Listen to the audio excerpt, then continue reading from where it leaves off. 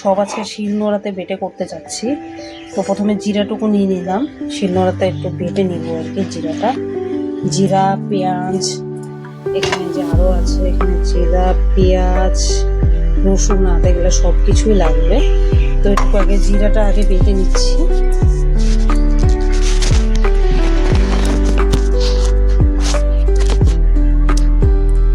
এই দেখো পাটাতে পেঁয়াজ বাটা, এটা দেখলেই বোঝা যায় কোনটা মিক্সার আর কোনটা পাটাতে বাটা। আর এই যে এখানে আমি পাটাতে শিলনোড়াতে বেটে নিয়েছি আজকে। এখানে হচ্ছে আদা, না সরি ভুল বললাম, হ্যাঁ এটাই আদা।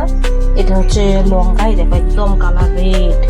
এটা হচ্ছে রসুন বাটা, এটা হচ্ছে জিরে বাটা। তো এটা দিয়ে করবো দুটো রেসিপি, কাতল মাছের তরকারি করব আর হচ্ছে কাবলি চানা বা ছোড়ার তরকারি। এই যে এখানে হচ্ছে কাতল মাছ, এই যে দেখো এটা ছিল 1.5 কিলো ওজনের কাতল। 1.5 কেজি হলো ওজনের কাতলের রান্না করব আজকে আমি। তার জন্য আলু কেটে নিয়েছি, এই যে টমেটো পরে আলু কেটে নিয়েছি।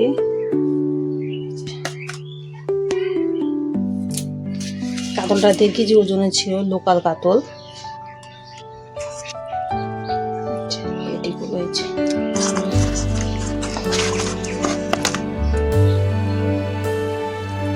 মাথা তো এখন হলুদটা মাখানো আছে, এখন আমি এটাতে একটু লবণ মাখিয়ে কপিস মাছ দিব। সেই মাছগুলোকে একটু বের করে একটু মাছগুলোকে একটু ভেজে নেবো আর কি।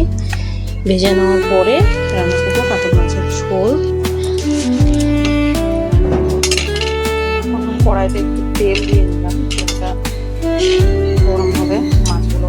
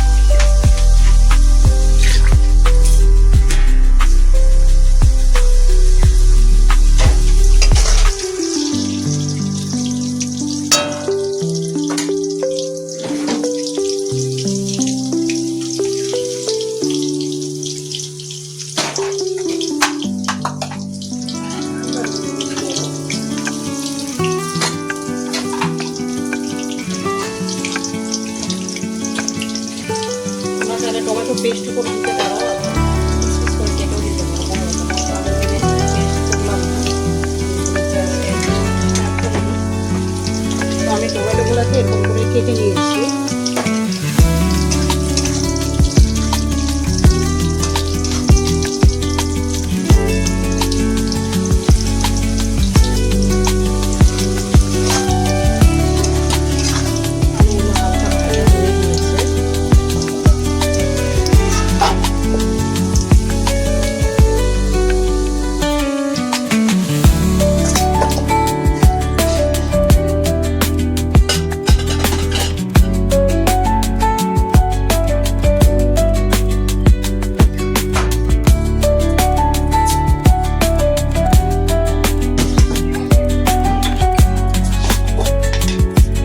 দিয়ে নিচ্ছি একটু জিরে, ফোড়ন দিয়ে নিচ্ছি।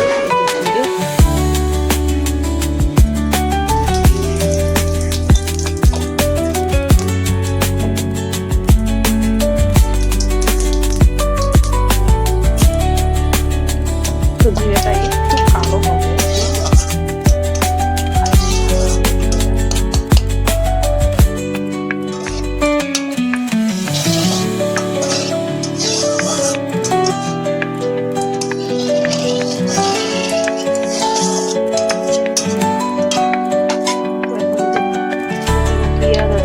পেঁয়াজটা কিছুটা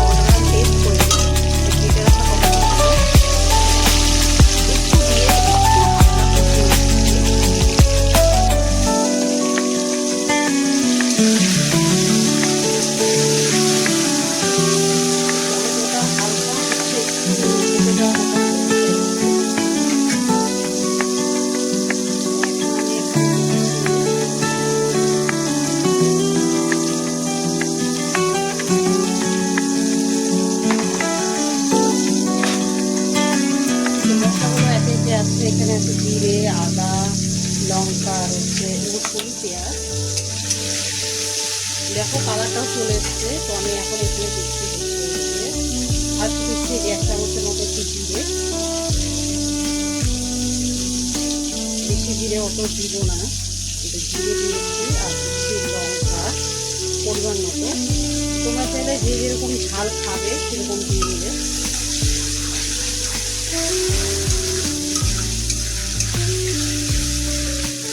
জিরে আর লঙ্কাটাকে হচ্ছে ভালো করে মিশিয়ে নিলাম আগে। এখন আর আমি কিছু দিচ্ছি না, একটু 2-3 মিনিটের মতো এটাকে একটু আমি জাস্ট ভাজা করবো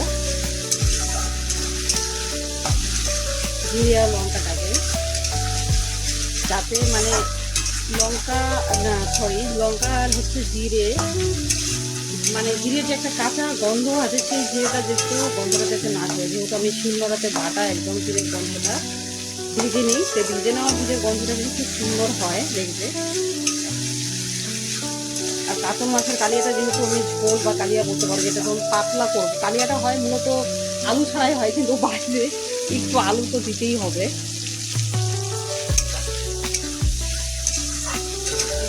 আলু ভাজা হয়েছে, এখন দিব আমি হচ্ছে এটি জিরে, সরি আর বললাম দিব হচ্ছে আমি আদা বেশ এটুকু দিব। আদা দিলাম, দিব হচ্ছে একটু রসুন,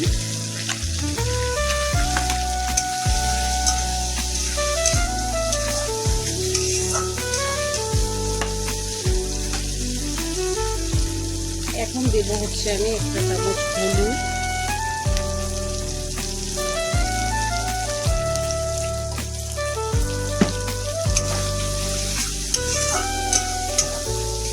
লবণটা আমি এখানে পরে দিচ্ছি।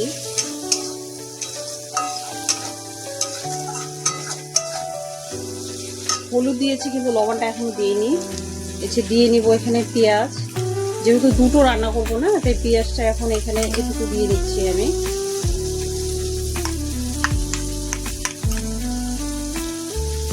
এখানে অল্প দিয়ে নিলাম পেঁয়াজ, আর একটু পেঁয়াজ আমি রেখেছি হচ্ছে এই করার জন্য।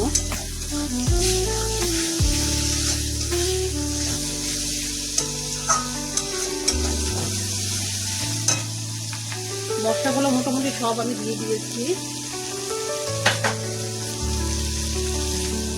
এখন আমি এটাতে দিব একটু জল।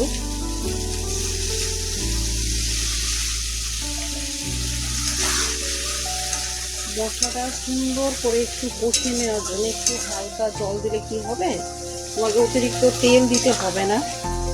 অতিরিক্ত তেলের প্রয়োজন নেই, কিন্তু এই জলে কম তেলে হয়ে যাবে। তো এটাকে আমি একটু হালকা কষিয়ে নিব, ফুটতে শুরু করতে পারে।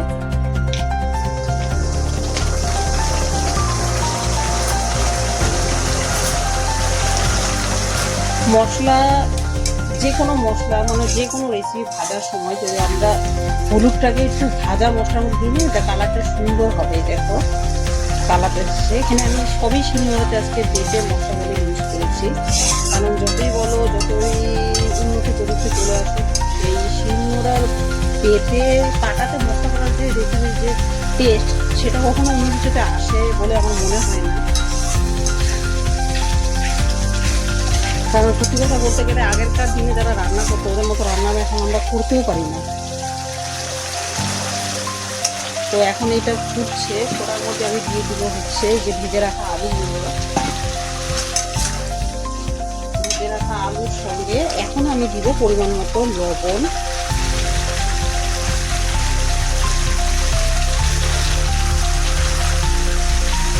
এখন আমি দিয়ে দিচ্ছি পরিমাণ মতো লবণ। এখন আমি এটাকে দিয়ে একটু কষিয়ে নেব বেশ বেশিক্ষণ, 5 মিনিটের মতন এটাকে আমি কষিয়ে নিচ্ছি। যখন মশলা থেকে তেল বেরিয়ে যাবে তখন মশলাটা কষানো হয়ে যাবে।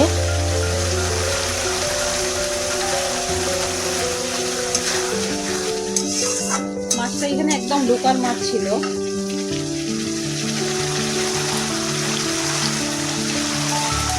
1.5 কিলো ওজনের ছিল কাতল মাছটা। এই মশলাটাকে আরেকটু আমি ভাজার জন্য এখন টাইম দিয়ে নিচ্ছি। তো যথারীতি হচ্ছে মশলাটা দেখো কষে দিয়েছে, তেলগুলো ছেড়ে দিচ্ছে মশলা থেকে। তাও আমি একটু 5 মিনিটের মতো এটাকে কষিয়ে নিচ্ছি, যাতে আরো টেস্টি হয় আর কি।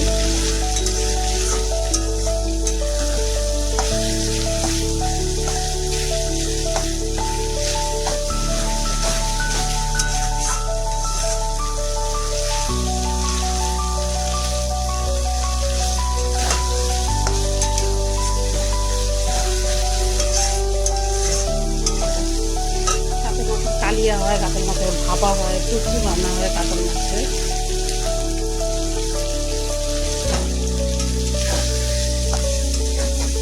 দেখতে পাচ্ছি এটা লাগা লাগা হয়ে যাচ্ছে মশলাগুলো, তার মানে কষে চলে এসছে, প্রায় প্রায় হয়ে গিয়েছে এটাকে ফোড়ন দিয়ে দেওয়া।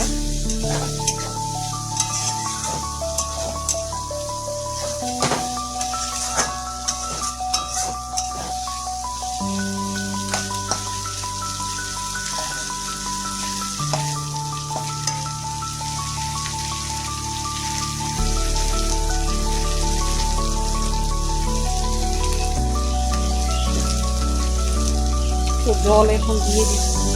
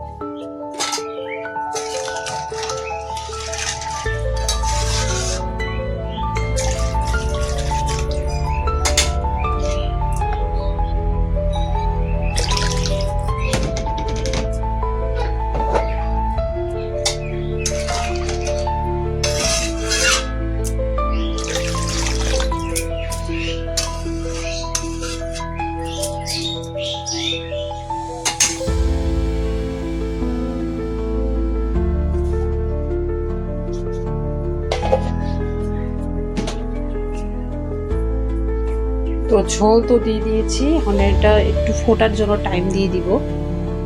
তো ঝোল তো হচ্ছে কাতল মাছের ঝোল তখন দেখিয়েছিলাম, তো এখন হচ্ছে আমি সেটাতে আর একটু পরে মাছগুলো দিয়ে দিব। কি বাবা, কি এনেছো? লাবু নিয়ে এসো, এখন দিলে তো আমি তো ভয় পাবো। লাবু আসো।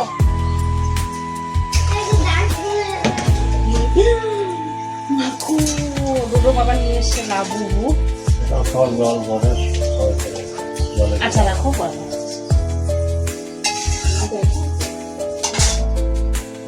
তো ঝোলগুলো ফুটছে, মাছগুলো দেওয়ার প্রায় টাইম হয়েই এসছে। তো মাছগুলো একে একে আমি দিয়ে নিচ্ছি।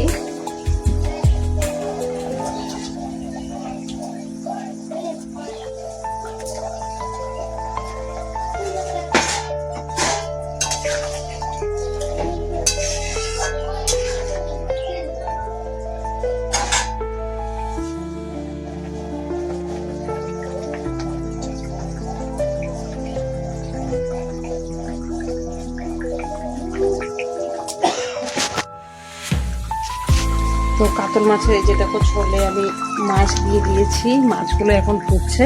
তো মিনিমাম আর হচ্ছে 10 মিনিটের মতন, 10 মিনিট না, হ্যাঁ 10 মিনিটের মতন ফোটালেই হয়ে যাবে কাতল মাছের ঝোল। একদম পাতলা ঝোল, একদম খুবই কম তো তেল মশলা দিয়ে, সেটা তোমরা দেখেছো যে আমি তেলটার পরিমাণ যাতে কম লাগে তার জন্য আমি মানে কি করেছি আর কি, তেলটা যাতে না দিতে হয় অতটা বেশি, তার জন্য আমি চেষ্টা করেছি আর কি।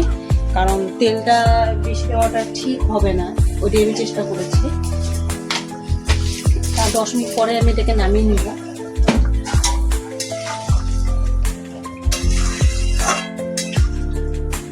5 মিনিট আমাকে লাগবে ব্যাস নামাতে। একটু ফুটুক, ফুটানোর পরে আমি এটাকে নামিয়ে নিচ্ছি।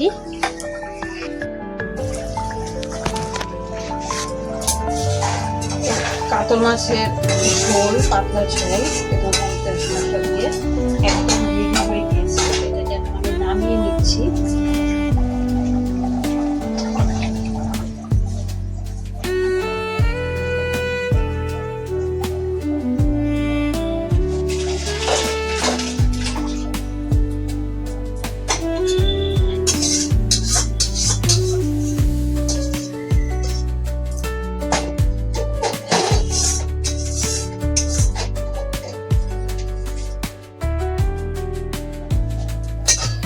তো নামিয়ে নিয়েছি কাতল মাছের ঝোল, তোমরাও দেখে নাও। এই যে কাতল মাছের ঝোল হচ্ছে নামানো হয়ে গিয়েছে, একদম পাতলা হচ্ছে কাতল মাছের ঝোল। দেখো তেল কিন্তু কোথাও দেখতে পারবে না, কারণ তেলটা আমি খুবই কম দিয়েছি, একদম ঘরোয়া পদ্ধতিতে রান্না করেছি, কিন্তু খেতে হবে খুবই টেস্টি। তো তোমরাও